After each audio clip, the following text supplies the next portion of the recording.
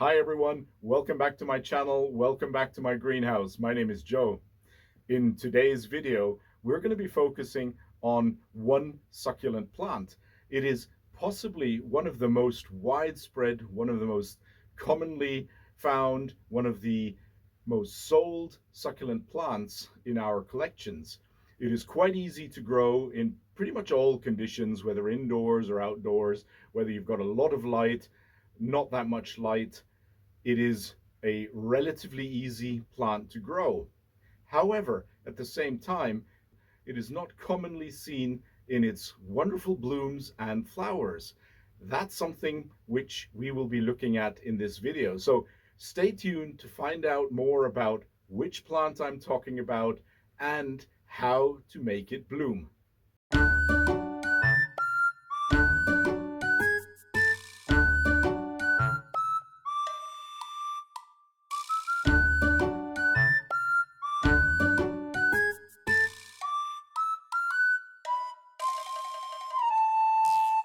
Welcome back, everyone. Now, the plant that we'll be talking about today is the Crassula ovata. That's the scientific name, but it also comes with a whole host of popular names, including the jade plant, the money plant or the money tree. It's the good luck plant, the lucky plant, and so on and so on.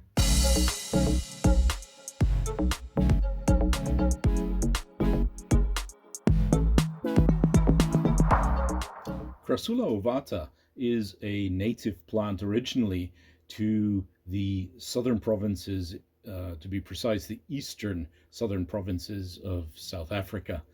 And there it forms these quite large shrubs, bushes, evergreen, over 8 feet tall, 2.5 meters high. And typically for the plant are these egg-shaped or pear-shaped leaves, quite beautiful jade green leaves. And if the plant is grown in indirect sun or sometimes even direct sun, it will have these wonderful red rims or margins around the leaves. So it's a really popular house plant, and that's because it does not require a huge amount of care. It's quite easily grown, and so it's just become super popular. It also, by the way, comes in a whole range of different varieties. There's a sort of more tubular golem or Shrek ear shaped varieties round. There's variegated leaf varieties, you name it.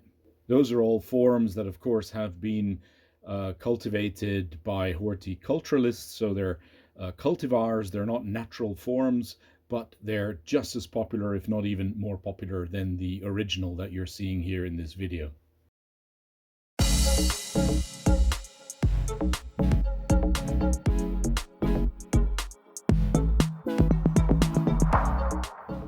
The plant is an ideal plant to grow in pots, but can also be grown in the respective climates. It can be grown outside as a garden plant if it is a frost-free climate. I grow it inside in my conservatory during the winter. In the summer months, I have the plant standing outside in the garden in a half shady, half sunny spot. So it gets about, say, 3 hours of sunshine in the afternoons, and the rest of the day it'll be in, bright light, but not direct sunlight. And in the winter, so I bring it in as soon as the first, well before the first frost comes, and I bring it inside into the conservatory where it's actually standing relatively cool. So it is indoors, but it's not in a heated room. The conservatory temperatures in the nighttime, they drop to, say, about 12, 13 degrees centigrade. And during the daytime, it's maybe 18, 19, 20 degrees centigrade if the sun is shining outside. Like all succulents, be aware of overwatering. This plant does not appreciate standing in wet, soggy substrate.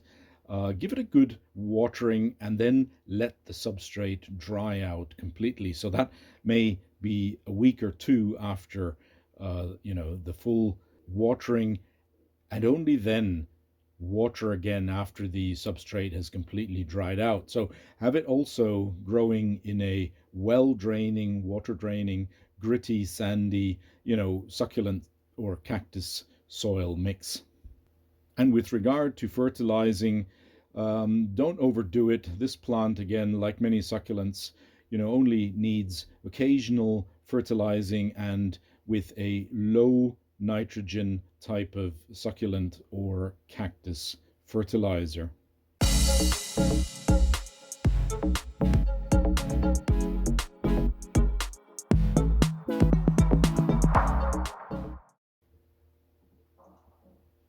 Now, a lot of people ask me, how do you, or does actually Crassula ovata flower at all? And if yes, how do you get it to bloom?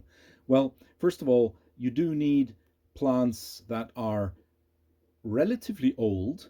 So, a 2, 3 year old specimen will probably unlikely be blooming unless it's a cutting from an old plant that has already reached mature flowering age. And I'll come back to that in a moment.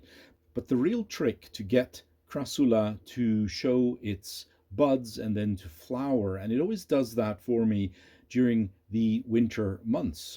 So as soon as I bring in the plant in the autumn from the garden, I, as I said, put it into the conservatory, and temperatures don't get too high there, neither at night nor during the daytime.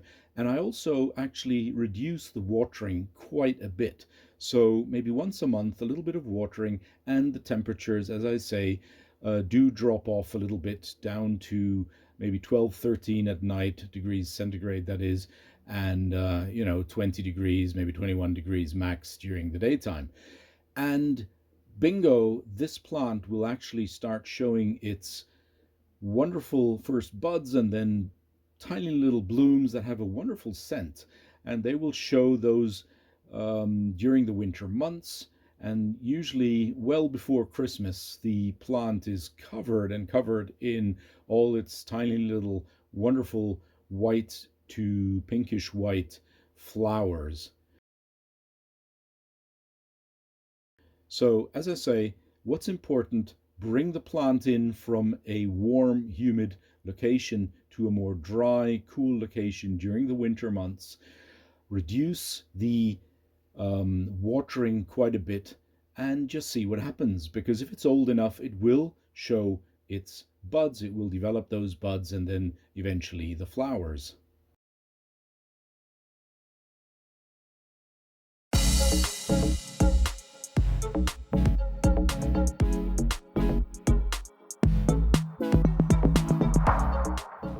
Now, propagating the jade plant is actually very, very easy because you can propagate either by just taking off directly some of the green colored leaves. Don't take the yellowish or brownish leaves, they will not have enough life in them to actually root. But the normal green leaves, they can be sort of twisted off the plant quite easily. So either directly those leaves onto some soil and they will root, or through direct stem cuttings. So what's interesting is that the plant actually develops these little roots on the stems, on quite a number of stems, usually where you have these branching locations. And that's because if the plant in nature actually is injured, if these stems break off, they will just around the mother plant start to root in the soil, and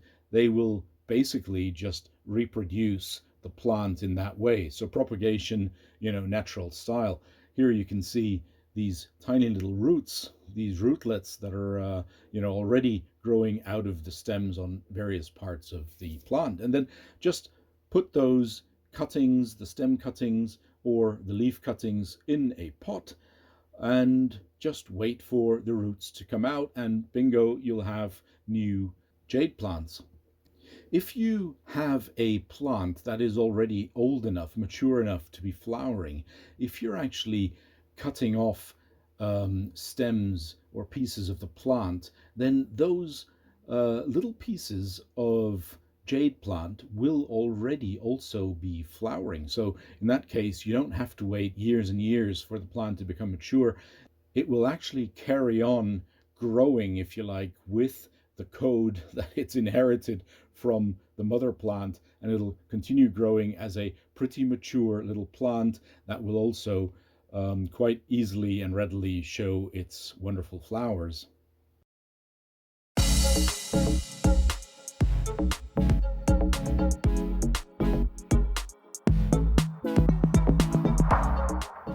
Yeah, so how old and how large do they get? Well, as I said in the intro, 2.5 meters, over 8 feet. That's sort of the height of these plants in nature, and basically nothing's stopping you from growing them to that size indoors as well. You just have to wait quite a bit longer than I think what it would take outdoors. But this plant here is well over 20, 25 years old, and there's actually a very similar, I would say probably even older plant growing in, for example, the Berlin Botanical Garden in the greenhouse there, the succulent greenhouse. Wonderful, huge Crassula ovata. And I was there during the summer, so it did not yet have its blooms, but I'm sure that it would be, flowering just as beautifully as the one that I grow in my conservatory and garden in the summer months.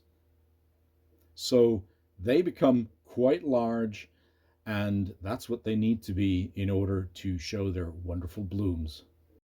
Okay, that's it for today. I hope you found this video useful. I hope you found the information informative, useful, and if you did, of course, I'd be very happy if you actually clicked a like. If you left a comment, that'd be fantastic.